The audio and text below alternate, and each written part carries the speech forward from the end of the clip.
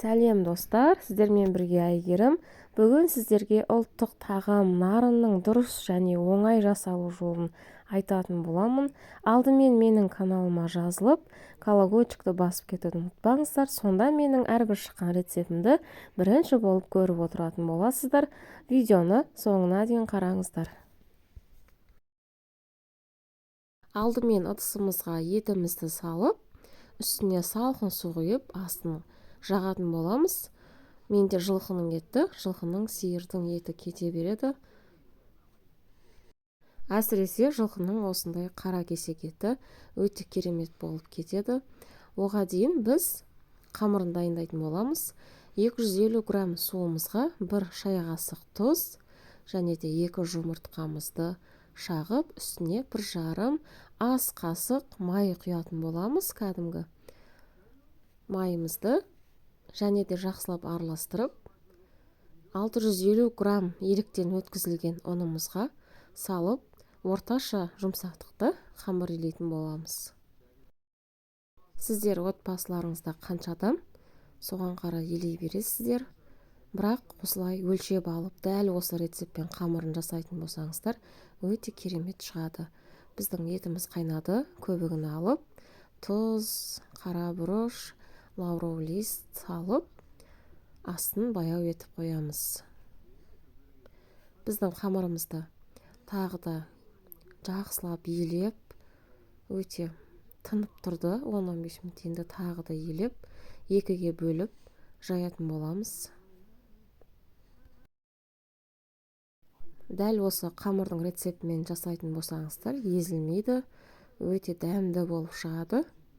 Өлшеп алып істесеңіздер, өте керемет шығады. Достар, қамырды жұқа етпейміз. Кәдімгі еттің қамырынан кішкене қалыңдау етеміз.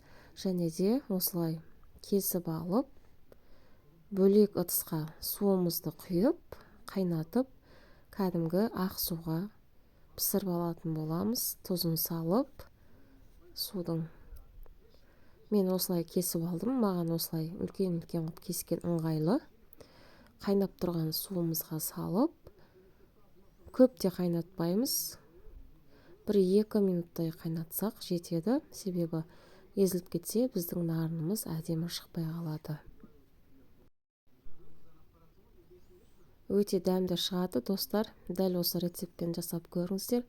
Және де сүзіп алып, мұздай салқын суға, осылай шараға құйылған суға салып сүзіп аламыз. Және де одан алып, кәдімгі мата дастарханға жайып, кептіріп алатын боламыз. Кепкенде 10 минут тұрса жетеді. Және де үстіне май жағып, бір-бірлеп кепкендерін осылай бірінің үстіне бірін қойып, майлап аламыз барлығын.